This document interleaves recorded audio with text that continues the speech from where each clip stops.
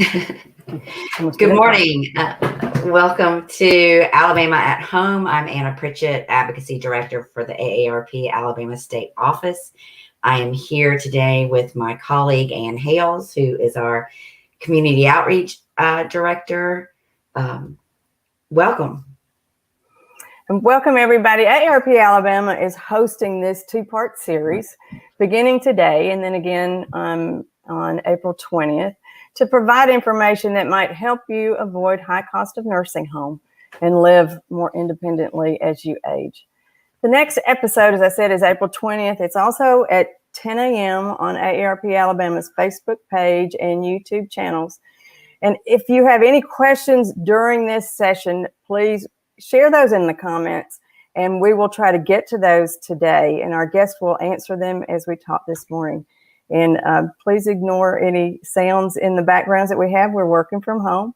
And my dogs are at the side door right by me trying to get in. And the next one's at 11 a.m., not 10 a.m. I'm sorry, 11 a.m. I apologize. Thank you for bringing that up. Yeah. Okay. Great. Yeah. Sorry. So we know that the vast majority of people would like to live at home and protect their independence and live their best lives from their homes and in their communities. And that so many, I think it was last time I saw was almost 90% of our members say that they would prefer to age and live at home instead of having to face placement into a nursing home. So we at AARP do everything we can to ensure that people can live in their homes and communities for as long as possible and advocate for more resources and services for those family caregivers that help them provide the care. Today, both of our guests have devoted much of their work and careers to this effort. Rita Rodriguez is the elder law attorney for the Alabama Disabilities Advocacy Program, also known as ADAP, which is our federally mandated protection and advocacy agency for people with disabilities. She specializes in finding alternatives to nursing homes and guardianships. Michael Forton is Director of Advocacy with Legal Services of Alabama. He was appointed the Director of Advocacy in 2016, and throughout his career, he has represented many clients in a wide range of cases that include housing and domestic issues in both state and federal courts. Welcome, everybody. Welcome, Mike and Rita. How are you this morning? Very good, thank you. Glad to be here. Feeling good. Good. And we gave a very brief introduction. And if there's anything else that you feel like you need to share or would like to share at this point, now would be a good time. And then we've got several questions we want to ask. I'm ready to get to the questions. All right, let's go. All right, Anna, I'll let you start this off. Okay, so let's get down to the nitty gritty. What can you tell us about alternatives to nursing homes? There are roughly almost 800,000 family caregivers in the state of Alabama and 42 million in America. The numbers are only going to get larger as our baby boomers age into that older population. At some point of our lives, we either are going to have to take care of ourselves or a loved one. So what can you tell us about alternatives and how we can help keep people in their homes longer? Just to start out, you all may have heard the term long-term services and support. And I mentioned that because when I started to learn more about alternatives to nursing homes, that's a term that started popping up in all of the trainings, all of the readings, all of the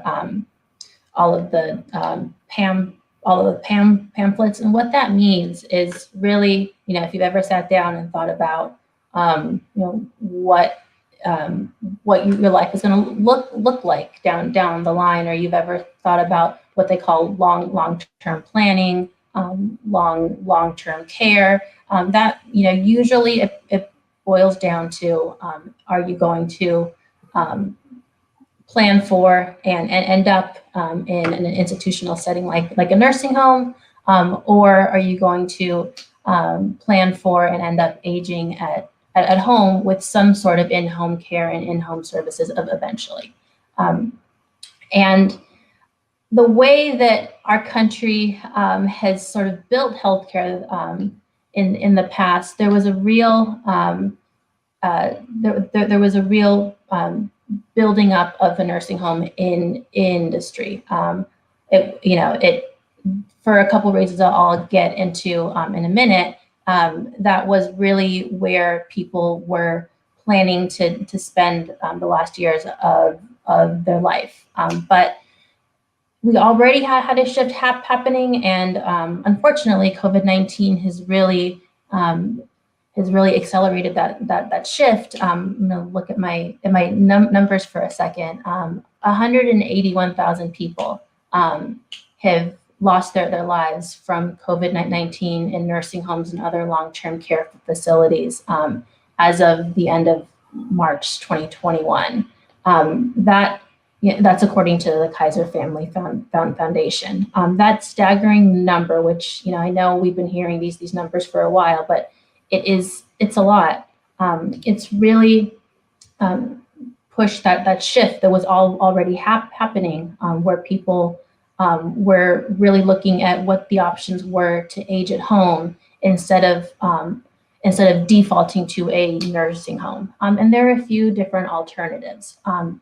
One is instead of planning for a nursing home, you can, if you had the financial resources and you all already thought this through, or you still have the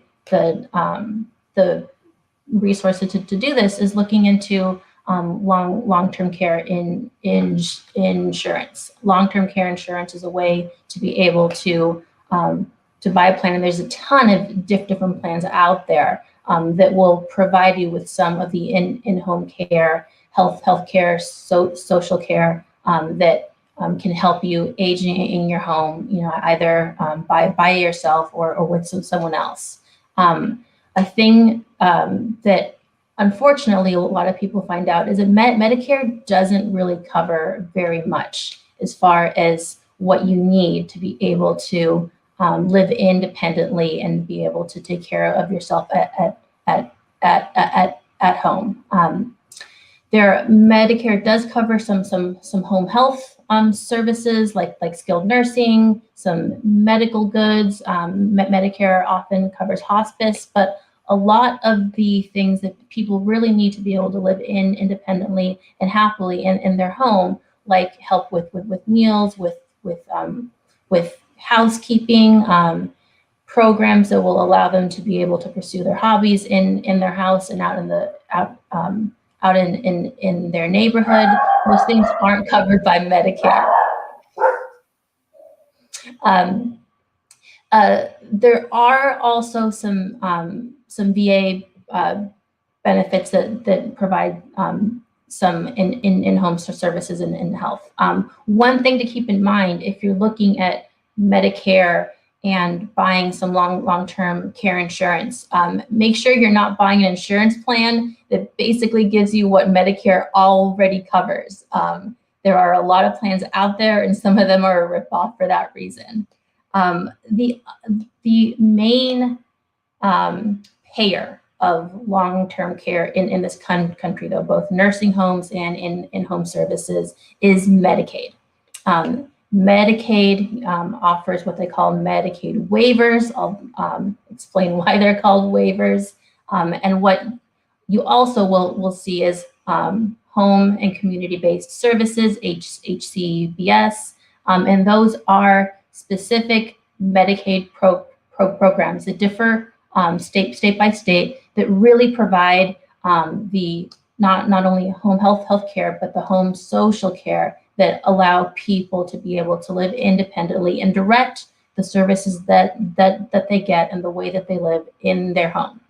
A couple things about Medicaid waivers. They're called waivers because, to put a long story short, Medicaid, the federal government waives some of the federal requirements of the states to allow states to be able to give these alternative programs.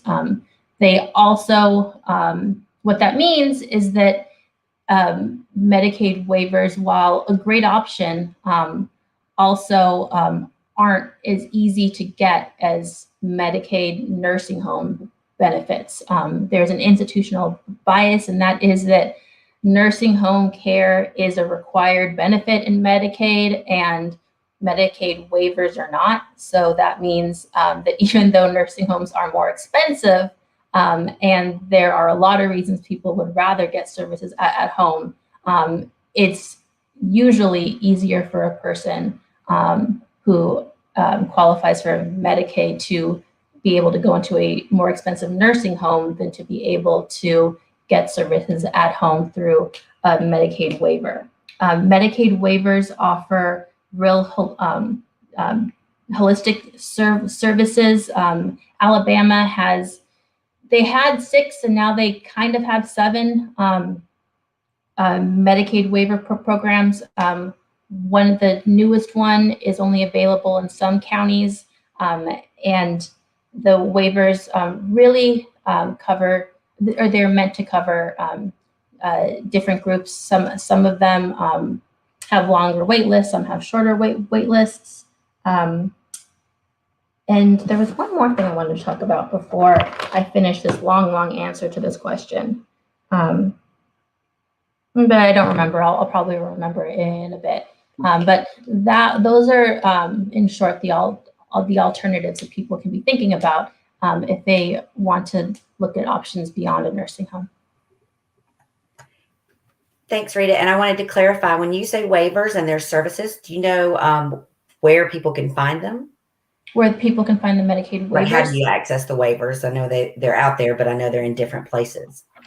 The way that you can access the waivers in Alabama is by calling to, well, first you have to be able to be eligible for Medicaid. So you have to either already have Medicaid or you have to meet the financial eligibility. If you haven't met the financial eligibility yet, when you call for a particular waiver, you also say, and I need to know if I'm eligible for Medicaid to start with. One of the things that is sometimes waived with the waivers is the financial piece, for not totally waived, but it's relaxed to be able to access Medicaid in Alabama. Alabama hasn't yet expanded Medicaid. I hope that they do soon. And so what you need to do is either call the Department of Senior Services or call your local area on aging. And if you call them, they will route you to the right person. There should be a very easy intake process where you call. What I would really recommend for anyone who's thinking about Medicaid waivers is to really access their local area on aging. If they're having trouble there, that's where Legal Services Alabama and AARP come in. But talk to someone who can just hear what you're looking for, what your concerns are, what your situation is, and they can help you decide which of the possible waivers is the best thing for you to try to apply to. Great, thank you, Mike. If Medicaid waiver isn't the answer for everyone, why wouldn't it be? I guess, or what's the answer to that question? Well, I think it is. Well, I think it is the answer for a lot of people, and I think that some of the things that Rita already. If you go back to the last slide before this one was the one. Yeah, I think that Rita's already kind of hit on some of the really great things about Medicaid waivers, but just so people understand, like, the best thing about it is obviously to stay in your home. You get to keep your independence. But the other great thing about waivers is that they're all individualized. It's not like a lot of government programs where if you sign up for food stamps or other things, like you're just going to get whatever the government says. Every waiver depends on what you need. So that if you only need meals or trips to the doctor, and with those things you could stay in the community, that's all you're going to get. if you already have a family caretaker, and you don't need some of the things, you think it's maybe intrusive to have someone in your home, they may just do other services, but they're going to do whatever it takes to keep you out of a nursing home and in the community. And obviously, as Rita said, that's what we all want. I think that if nursing homes, although many of us have felt like they were inevitable for a long time, really aren't, which gets to the other reason why they're really great. If you don't know anything about Medicaid, if you go into a nursing home, that month, you don't necessarily pay anything for it today. And I think Rita might get into this in some of the cons, but they can make a lien. They can say, well, you have to pay us back for whatever we provided as a service. Now, the great thing about waivers is, and sometimes I've heard people say, well, I don't want to get Medicaid waivers because I don't want to have to pay that money back. Well, the bad news is if you go into a nursing home, you're going to pay back even more. So they're cheaper. Like, it's cheaper for you. It's more individualized. You get what you need, not what you don't. And it's also cheaper for the state. It takes less tax dollars to do it. And for that reason, this isn't a soapbox, but it's kind of crazy that there aren't more waivers and less nursing home services, because it's cheaper for everybody and everyone likes it better. But for whatever reason, we just don't see that. And again, the other great thing is that they're really flexible.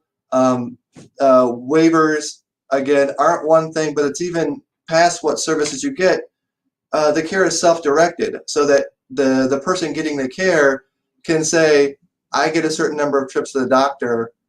My son or daughter can take me, maybe their son or daughter's here 6 months and not 6 months. You can decide when you're going to use those trips. And so there are some downsides. That's true. But really, for a lot of people, they can really be the thing that saves them in their final years, and having a high quality of life, having independence, living in their home.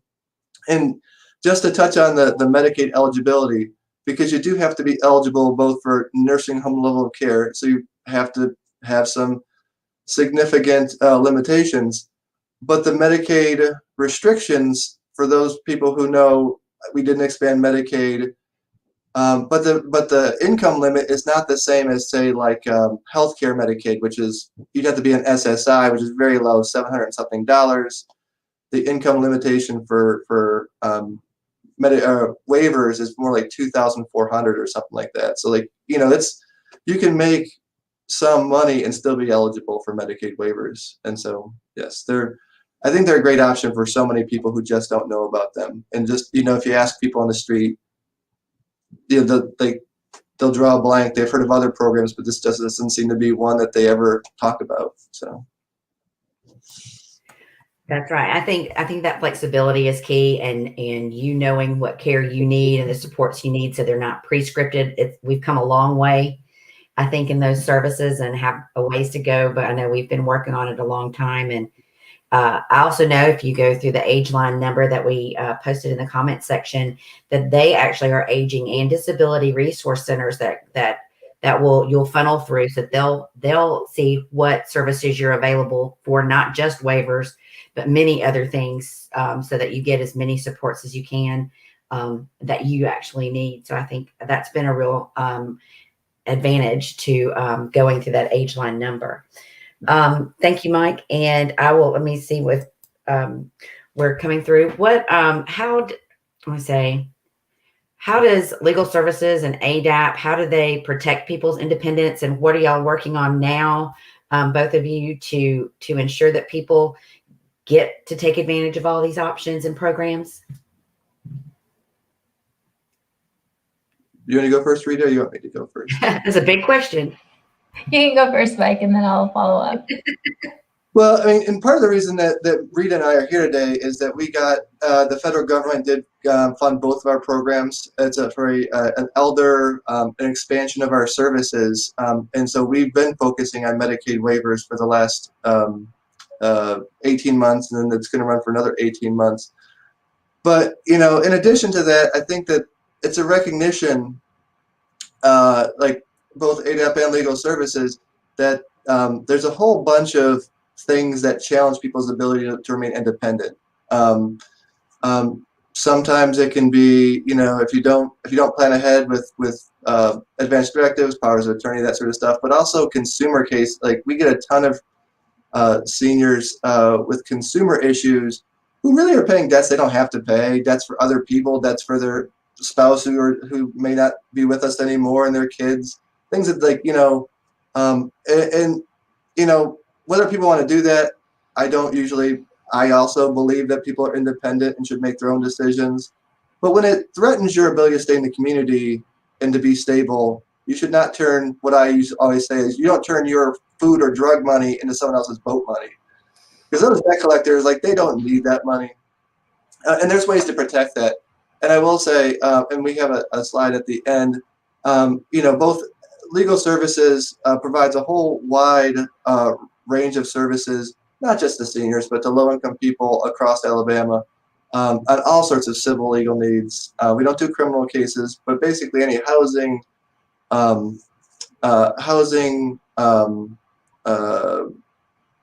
consumer, these sorts of public benefits, and also abuse cases. And of course, both ADAP and legal services are 100% free. The nice thing about ADAP, and I'll let Rita talk about this, we have an income limit. ADAP does not. So if you come to us, we have lots of different programs. Some of them are seniors, which they don't have income limits. But definitely, if you have questions about any of these, we want you to give us a call. We can see what we can do. Because really, there is help out there. There's legal help out there for free for people who need it.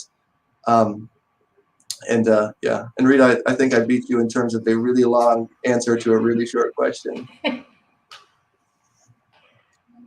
What I'll add to that is that ADAP, one of the reasons that Legal Services Alabama brought us onto this grant work, and the reason that they got me as their elder law attorney, is because ADAP has years and years of knowledge and expertise helping people with Medicaid waivers. One of the things that we can do, whether you are under 60, trying to get on a Medicaid waiver because of a disability or health issue, or you are 60 or over, and if you're 60 or over and you have an issue with a Medicaid waiver, or just what you need to stay at home, you can call me, and that is what I do.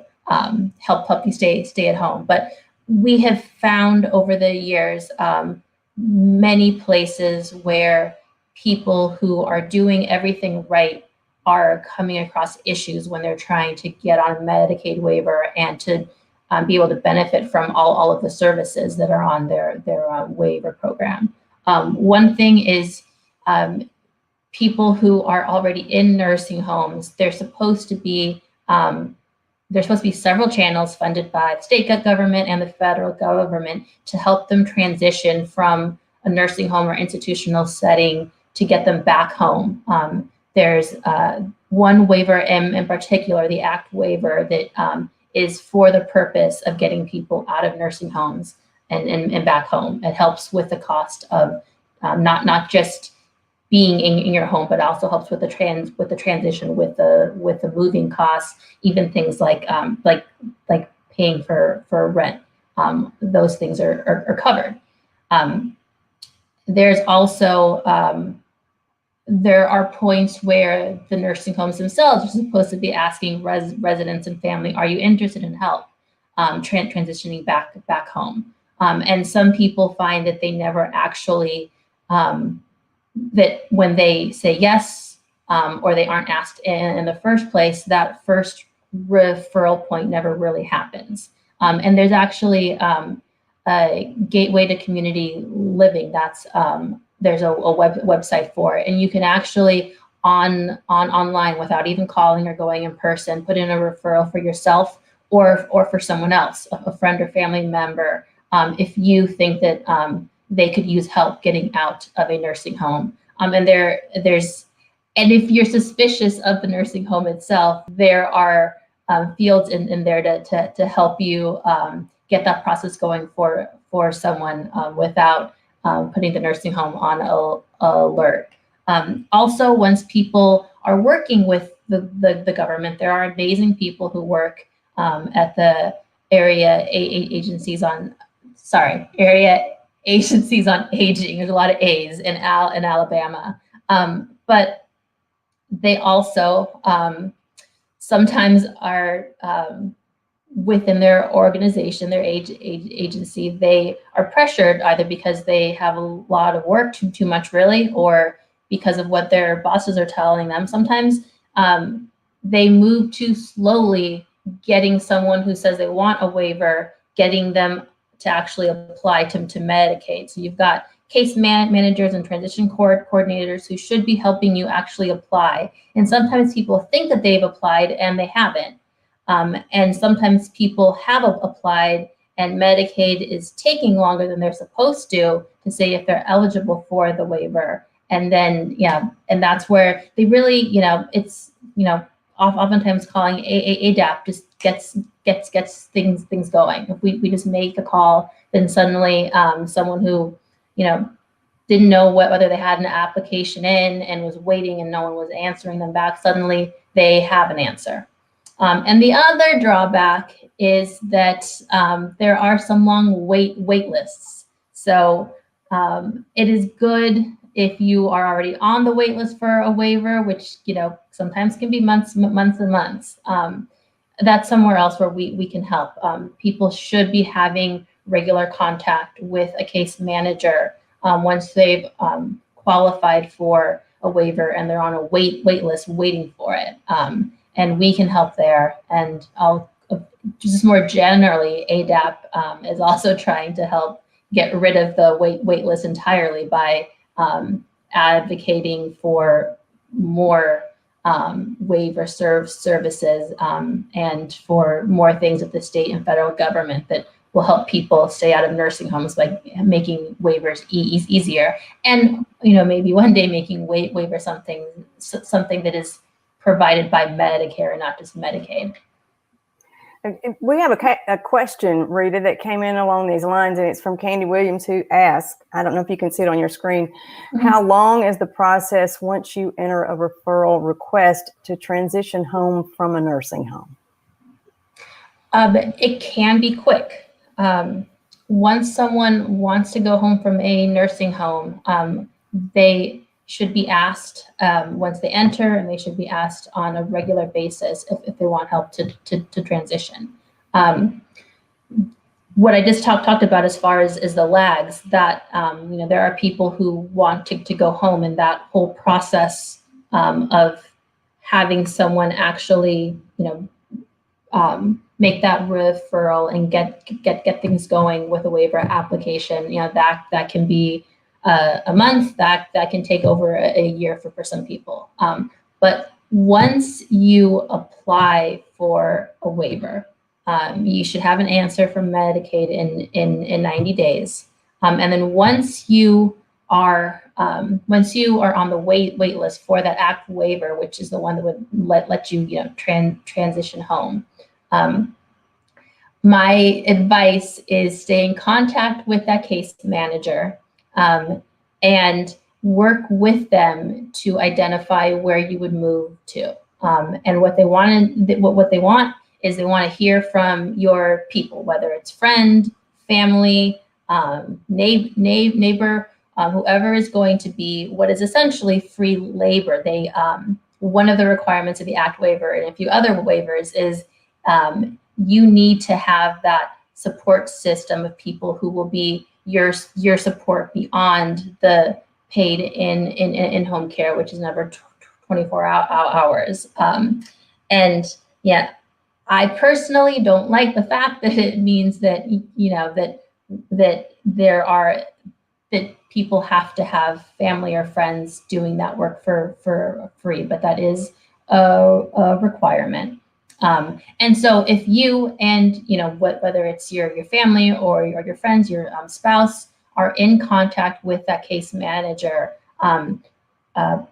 taking their advice, giving them ideas about where you would move to, and working together. That is that's my best advice, because that will make them move quicker on your case, because once they see that you have an option of a place to move to, they will give you that spot some sooner than someone who doesn't, because they don't want you to lose that option. So they're reactive in that way, and they also, I think their caseload is such that they just will react and work more for someone who is politely and nicely reminding them that they really would like some help getting out of the nursing home, and they have this really nice spouse, or this really nice son, or this really nice neighbor who is working with them.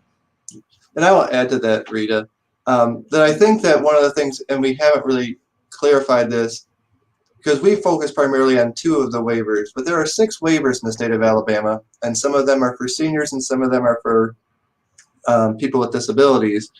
And one of the things you got to be aware of, and one of the reasons I would advise, if you're in that situation where you're trying to transition out and it's not working for whatever reason, if it's not happening quickly, for you to contact legal services or ADAP, is that there are, because there are 6 waivers, quite often when you contact AAA, they'll put you on the wait list for 1 waiver. You may be eligible for 3 of the different waivers, and you can go on different wait lists, and whichever one comes open first, you qualify for that one.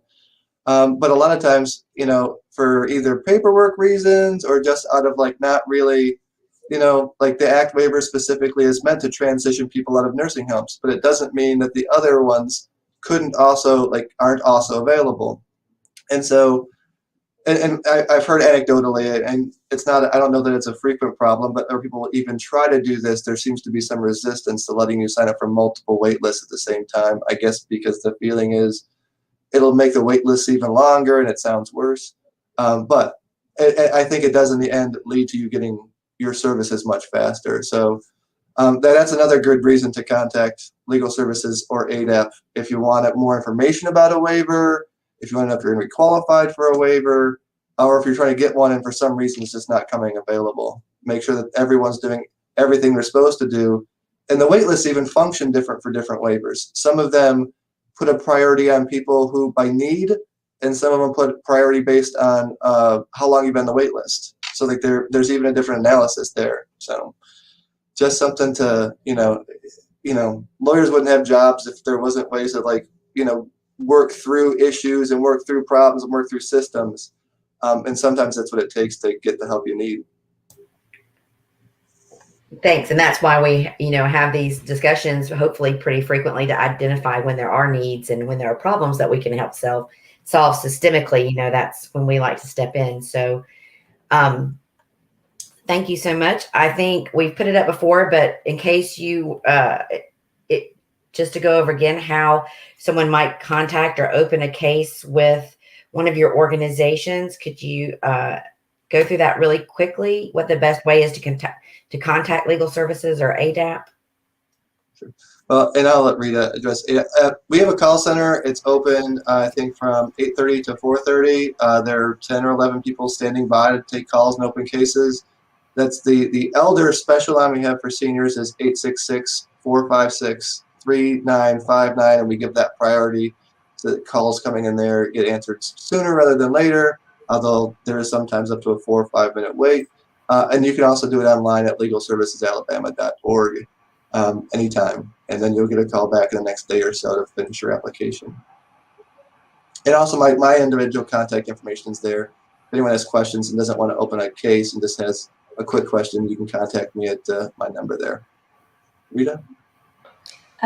You can see the phone number for ADAP. You can call and do the intake.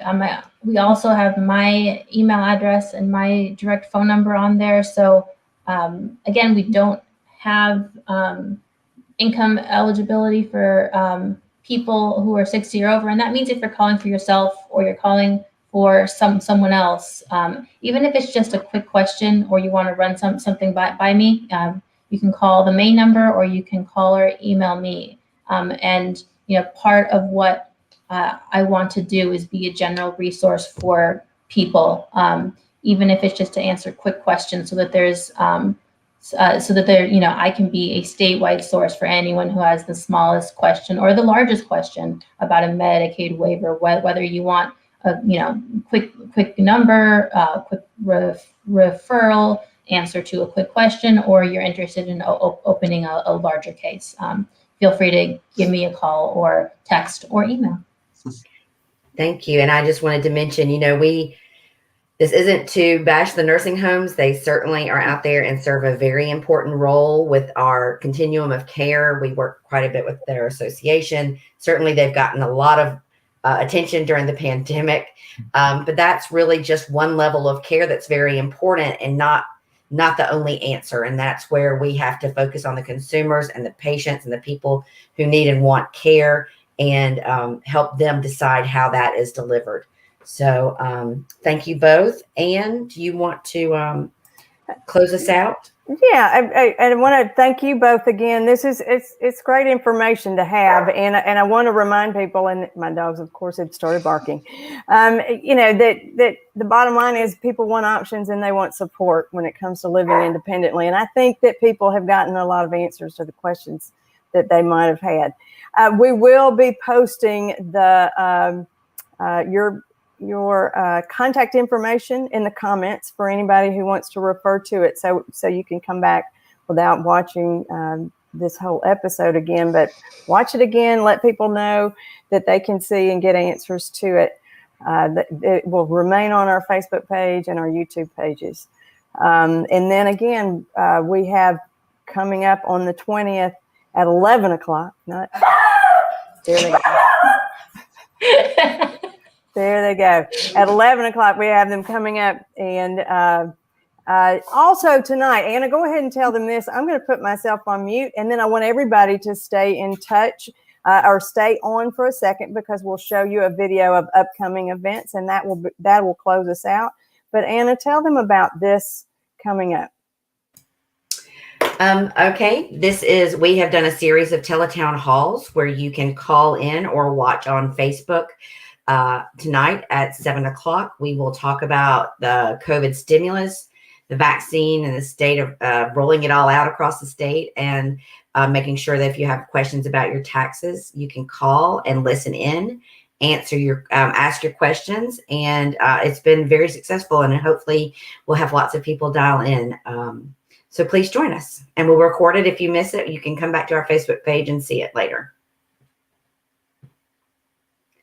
And we have Wisdom Wednesday tomorrow, talks about long-term care ombudsman, which is a great program through the area agencies on aging that relates to this conversation as well. And so that's at 10 o'clock tomorrow on Facebook and YouTube as well. Okay, well, we'll run the credits. We'll run the upcoming events. And everyone, thanks again for joining us. This has been great. A lot of good information. We really appreciate it. Thanks, you guys. Thank you.